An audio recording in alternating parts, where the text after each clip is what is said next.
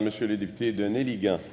Aujourd'hui, je pense à tous les créateurs de bonheur du Québec, comme l'Armand Laprise les appelle. Une industrie très importante pour le Québec, celle de la restauration.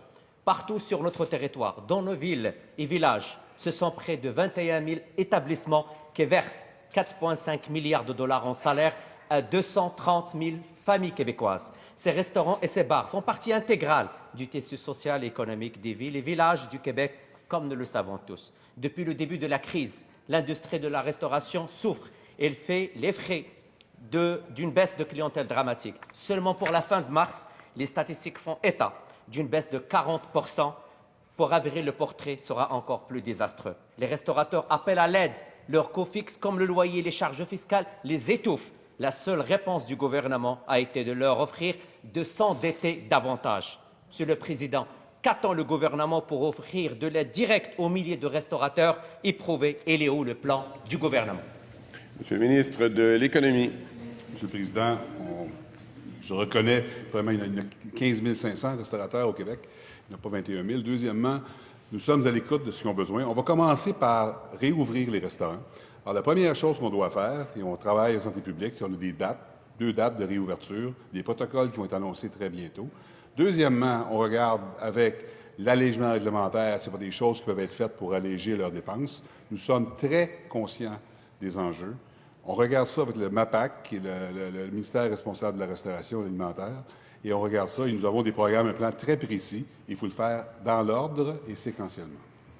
Première complémentaire, Monsieur le député Néligan. Les restaurants et les bars font partie intégrale du tissu social et économique des villes et villages du Québec, comme beaucoup de gens qui nous écoutent le savent très bien. Ce que nous savons aujourd'hui, Monsieur le Président, c'est que le gouvernement tourne le dos. Que ce soit 15 000 ou 21 000, ils ne vont pas sortir dans les rues manifester s'il y avait l'écoute de la part du gouvernement. Aujourd'hui, Monsieur le Président, c'est urgent. C'est nos villes, c'est nos villages qui souffrent. Est-ce que le ministre de l'Économie peut rassurer ces restaurateurs que leur avenir sera pris en charge? Monsieur le ministre. J'aimerais juste donner une statistique importante, c'est que nous avons octroyé 100 millions de dollars aux fonds locaux d'investissement pour les prêts aux PME en région principalement entre 0 et 50 000 dollars.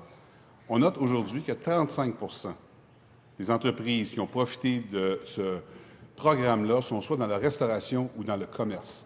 Alors, de dire ici en Chambre que le gouvernement n'est pas sensible aux restaurateurs ou au commerce, c'est une fausseté. Nous sommes très responsables, très à l'écoute.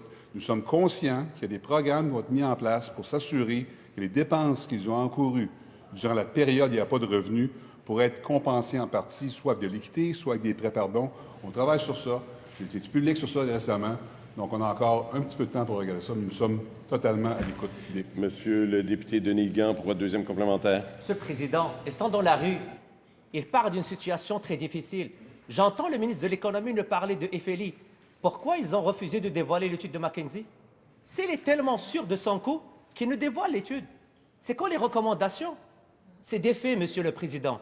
Le gouvernement doit agir. C'est l'ensemble de nos régions qui souffrent. C'est nos villages, c'est nos villes, c'est notre gastronomie locale et régionale qui souffre.